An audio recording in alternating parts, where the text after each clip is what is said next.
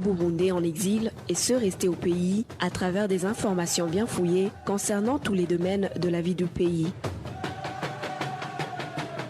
Le magazine Humura Burundi est diffusé sur le web via le site de la RPA www.rpa.bi. Humura Burundi.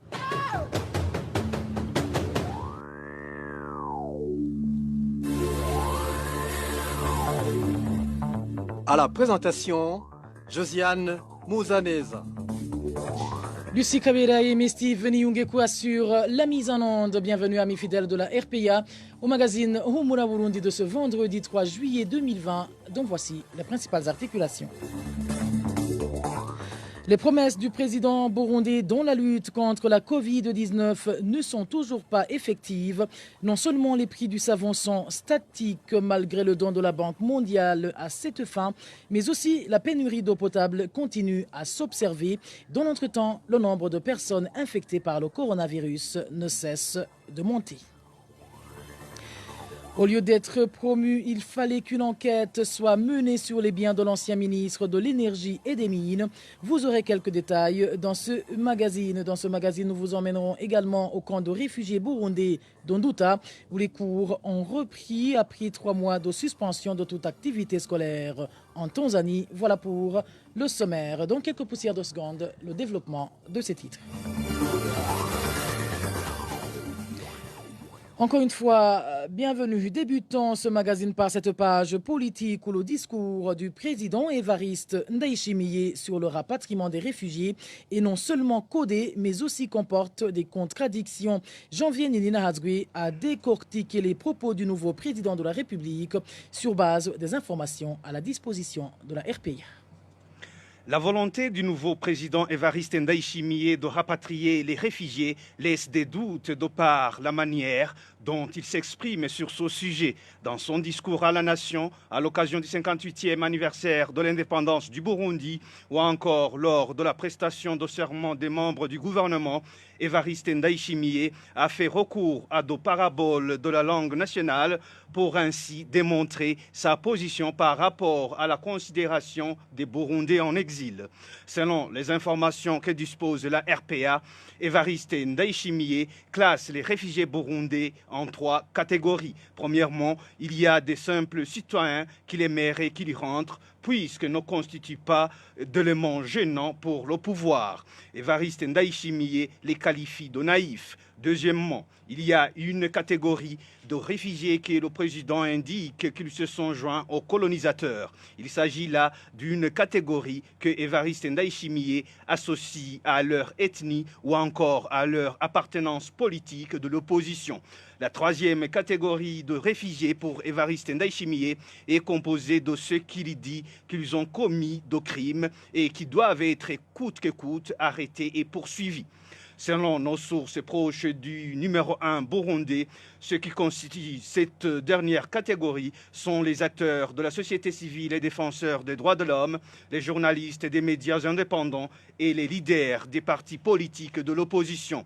À titre illustratif, nos sources au sein du parti au pouvoir citent l'équipe de frondeurs du parti CNDD-FDD avec à la tête Jérémy Ngendakumana, ancien président du parti CNDD-FDD, qui a été bloqué en Ouganda alors que l'équipe avait été en contact avec Évariste Ndayishimiye pour penser à rentrer au pays.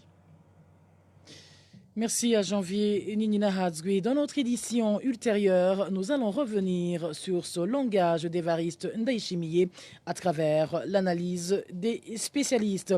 Et puis, augmenter le nombre d'officiers au rang de grade de général est l'une des stratégies trouvées par Gitega pour se rapprocher des corps de défense et de sécurité et ainsi fortifier son pouvoir. Si en substance, l'analyse faite par un des fondateurs du mouvement militaire FDD, Jean Bosco Ndaïkenguruki, met en garde les autorités du pays et leur fait savoir que tôt ou tard, cela pourra leur attirer des ennuis. Suivez Jean Bosco Ndaïkenguruki.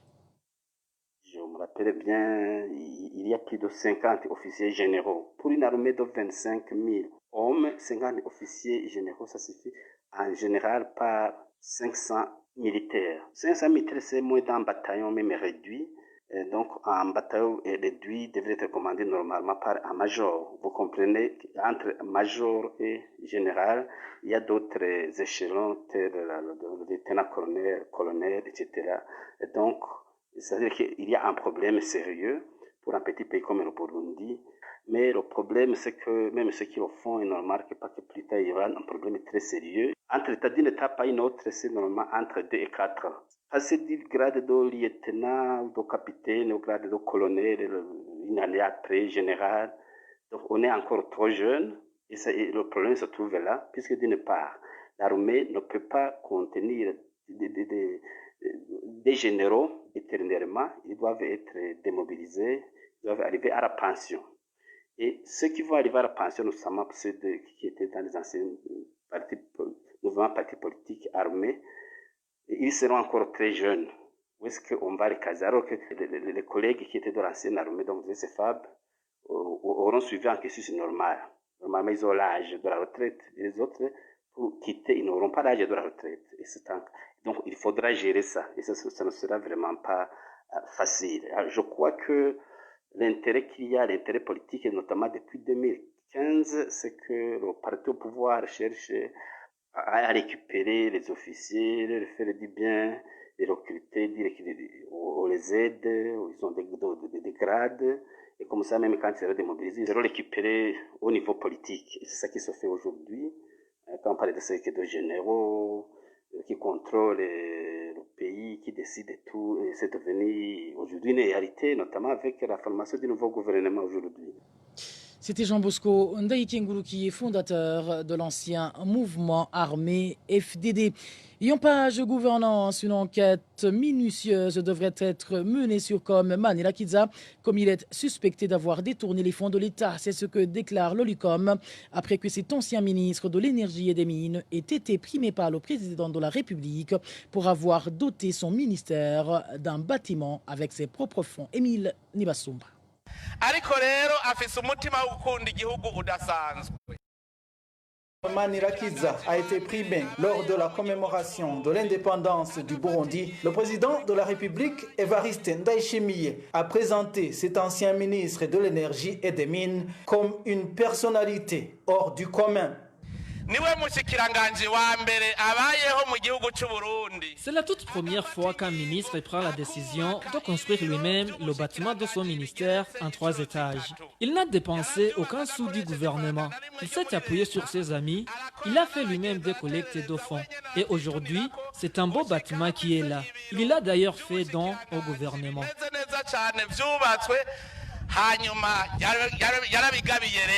Mais le président de l'Observatoire de lutte contre la corruption et les malversations économiques, Gabriel Rufyiri, estime qu'il faut plutôt une commission d'enquête. D'abord, il y a l'enrichissement illicite parce que je suis sûr qu'il n'est pas capable de justifier la provenance illicite de ces biens. La deuxième infraction, c'est le branchement d'argent. La troisième infraction, c'est les dons qui se cachent derrière sous forme de rachat de conscience. C'est aussi considéré par la loi comme une infraction. Donc, la manière dont Comme Manila Kiza a utilisé pour donner un cadeau au gouvernement, c'est juste pour maquiller sa richesse qu'il ne peut pas expliquer. Comme Manila Kiza, suspecté d'être détenteur des biens mal acquis, est aujourd'hui député, selon les résultats officiels des récentes élections. Émile Nibasumba. Et justement, à propos de malversation, l'Observatoire de lutte contre la corruption et les malversations économiques, Olicom en sigle, apprécie le fait que le nouveau président ait promis de s'atteler à combattre toute corruption en insistant sur la redevabilité du gouvernement. Néanmoins, Gabriel Rufyiri conseille à Évariste Ndayishimiye de sévir quant au manquement du gouvernement en précédent. Ici, il donne quelques exemples des dossiers à suivre de près.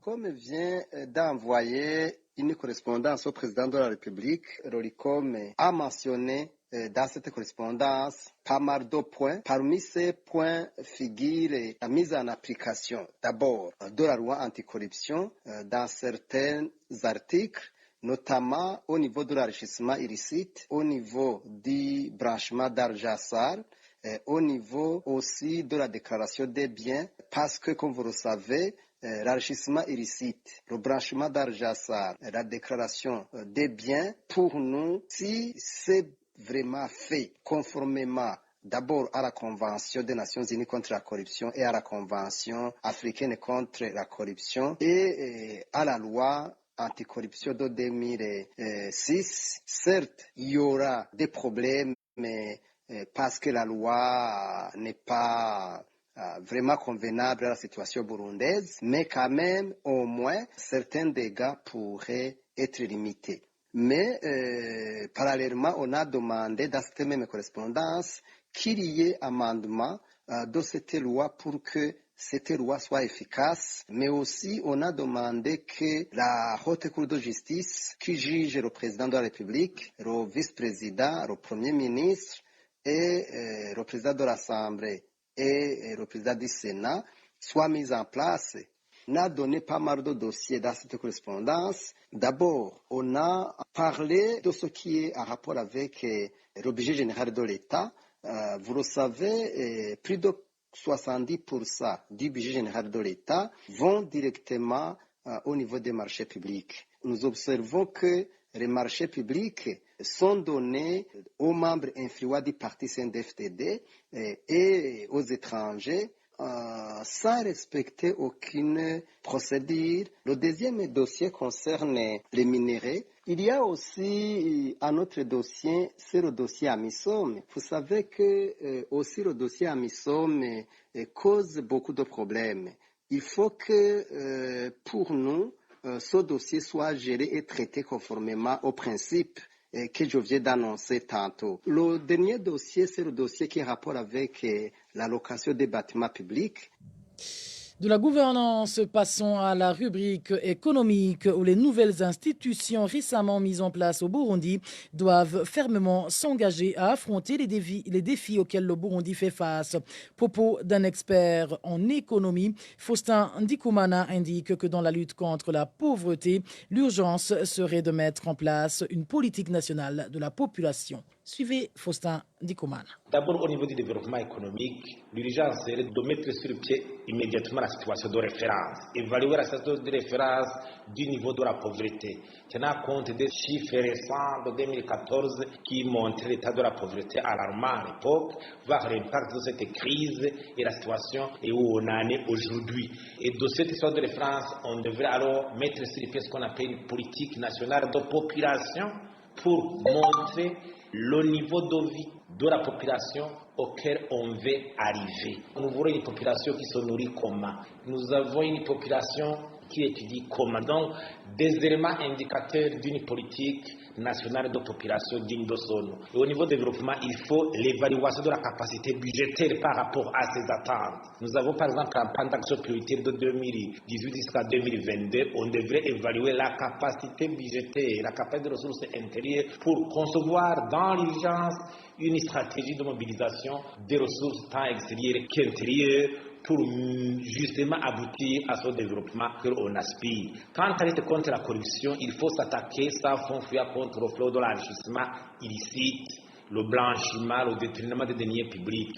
Le principe de déclaration des biens des mandataires, des cadres de l'État avant l'entrée dans les fonctions et après, comme le demande la Constitution et la loi anticorruption, devait être effectif. Donc le nouveau gouvernement devait montrer l'exemple justement dans cette pratique de déclaration des biens et surtout inviter aussi au cadre sortant de le faire pour justement commencer à contrôler dans la rigueur la pratique d'enrichissement illicite qu'il faut décourager avec énergie. Et dans la lutte contre la corruption aussi, il faut voir comment renforcer la dénonciation citoyenne à travers la mise sur pied des comités locaux de bonne gouvernance, les lois, comment déformer davantage les lois, notamment la loi anticorruption, comme on l'a toujours souhaité, pour frapper fort contre les corrupteurs, ainsi que les institutions de lutte, comment les rendre beaucoup plus performantes et beaucoup plus indépendantes pour frapper fort contre les corrupteurs qui sont devenus quelquefois puissants.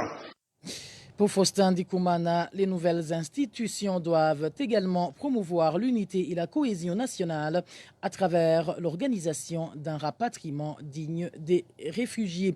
Une courte pause avant d'entamer la page santé de ce magazine. humura Burundi. Le ministère de la Santé publique déclare 21 nouveaux cas de Covid-19. Un des cas est un malade en provenance de la province Kayanza. Dans un communiqué sorti ce vendredi, le ministère indique que 3 des malades sont guéris et ont été autorisés à rentrer. Et le Burundi enregistre officiellement jusqu'ici 191 cas de Covid-19. Dans l'entretemps, l'on parle du manque criant d'eau potable dans la zone Rukaramu, surtout dans les quartiers Kigwati 1 et 2. Les habitants de cette localité indiquent qu'ils viennent de passer une semaine sans aucune goutte d'eau dans les robinets. Les habitants de Rukaramu s'inquiètent beaucoup alors que la pandémie de Corona fait toujours parler d'elle dans le monde entier. Le point avec Marie-Ange Irakodze.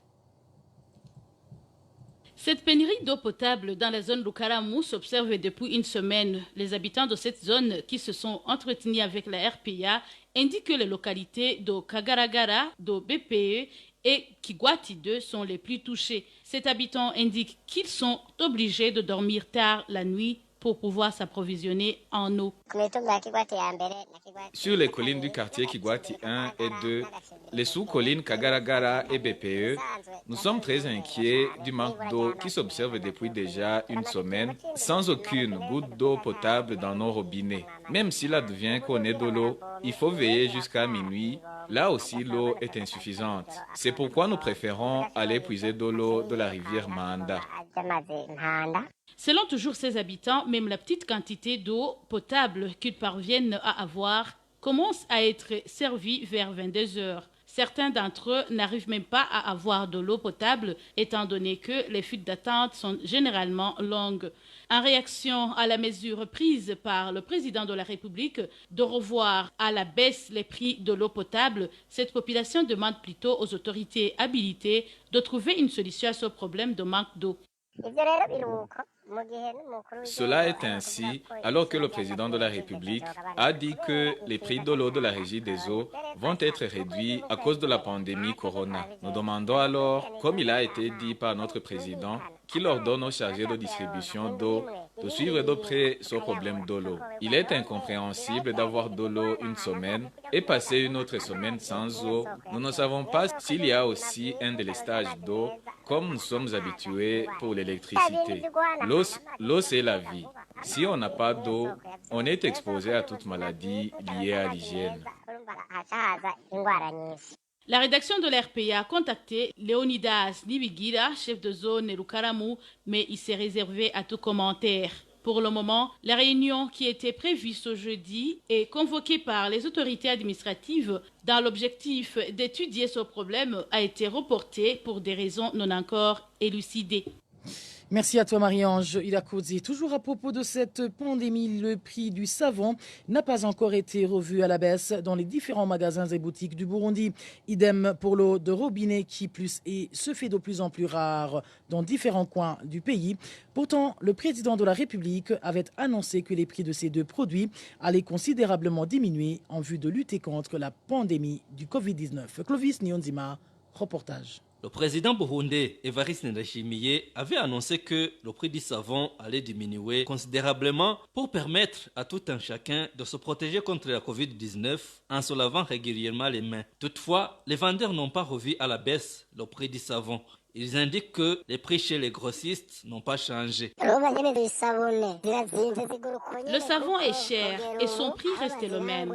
Dans les dépôts du savonneur, les prix n'ont pas changé. Si ce dernier diminue les prix, alors les détaillants vont diminuer aussi. En attendant, ils vendent suivant les prix d'achat. Le président Evariste Ndayishimiye avait également annoncé la baisse du prix de l'eau de la Régie des eaux. Mais selon les habitants de la mairie de Bujumbura, le problème n'est pas le prix de l'eau, mais plutôt le manque d'eau dans leur robinet. Nous venons de totaliser 3 jours sans une goutte d'eau potable. Le manque d'eau reste toujours un problème dans les quartiers. Par exemple, à Musaga, 2 jours viennent de s'écouler sans être servis. La RPA n'est pas encore parvenue à joindre le chef du département eau à la Régie des eaux pour lui demander l'origine de ce manque récurrent d'eau. Clovis Nyonzima, pour clore cette fenêtre santé, vous saurez que le Burundi est financé à hauteur de 1,6 million de dollars par la Banque mondiale pour contribuer à la réduction du prix de savon sur tout son territoire. Sur son compte Twitter, la responsable des opérations de la Banque mondiale au Burundi, Véronique Kabongo, a précisé ce mercredi que c'est dans le but de lutter contre la Covid-19.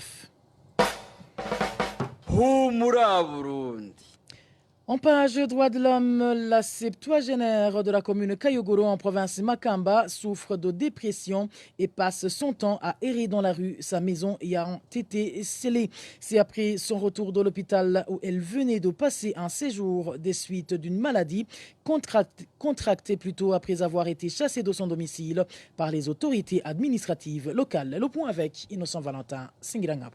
Les informations que nous détenons de nos sources en commune Kayogoro de la province de Makamba disent que la septuagénaire Concessa Nzeyimana est sortie de l'hôpital dimanche dernier. Elle venait de passer plus d'une semaine à l'hôpital souffrant d'une maladie liée à ses mauvaises conditions de vie après avoir été chassée de son domicile. Arrivée chez elle, cette veuve a trouvé sa maison scellée par l'administration locale. Pour le moment, selon toujours la même source, Concessa Nzeyimana présente des signes de dépression et passe son temps à errer dans la rue. Cette septuagénaire a déprimé. Elle a dit qu'elle a envie de se suicider et que ses petits-enfants seront suivis par les autres. Elle est désespérée. Elle passe la nuit à la Belle Étoile et n'a pas de couverture. Toute sa fortune et animaux domestiques ont péri à l'intérieur de sa maisonnette. Les voisins de Concessa Nzeyimana affirment qu'une odeur nauséabonde se dégage de sa maison. Ils pensent que cette odeur proviendrait des cadavres des animaux domestiques qui seraient morts enfermés dans cette maisonnette.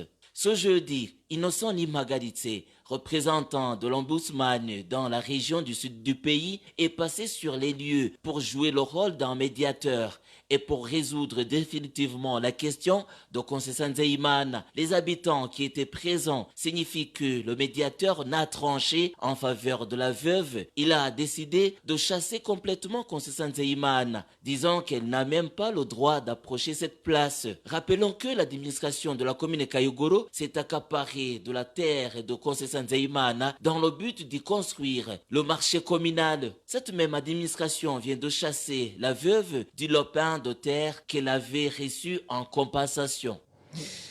Innocent Valentin Singirangabo. 4 journalistes du groupe de presse Iwachu sont détenus depuis 8 mois et 13 jours à la prison de Bubanza.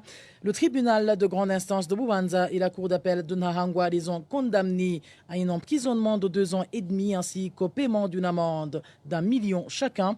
Christine Kamikazi, Agnès Ndiroussa, Terence Mozenzi et Gide Harelimana ont été arrêtés dans la commune Musigati de la province de Bubanza alors qu'ils s'y rendaient pour enquêter sur les combats qui opposaient ce jour-là les forces régulières et les rebelles. Ces journalistes ont été condamnés pour tentative impossible de complicité à l'atteinte de la sécurité intérieure de l'État. Le groupe de presse Iwachu compte porter l'affaire devant la Cour suprême. Et enfin, reprise des activités scolaires au camp des réfugiés burundais d'Onduta situé en République unie de Tanzanie, et ce après 3 mois d'arrêt des cours suite au Covid-19. Même si les mesures ont été prises pour limiter la contamination, les risques de propagation ne manquent pas vu que tous les gestes barrières n'ont pas été respectés. Le point avec Walter Kwizera. Après plus de 3 mois de suspension, les cours ont repris de plus belle au camp des réfugiés burundais d'Onduta depuis ce mardi. Élèves et enseignants se réjouissent des mesures déjà prises par le gouvernement tanzanien pour limiter la propagation du coronavirus. Ça fait 4 jours que les cours ont débuté ici au camp d'Onduta. À part certains professeurs qui ont déserté, les autres ont répondu présents. Il y a aussi certains élèves qui n'ont pas encore regagné le banc de l'école pour diverses raisons. Avant d'entrer en classe, chaque élève, de même que les professeurs, doivent se laver les mains et tous doivent porter des masques. Toutefois, les inquiétudes ne manquent pas vu que certains gestes barrières n'ont pas été respectés.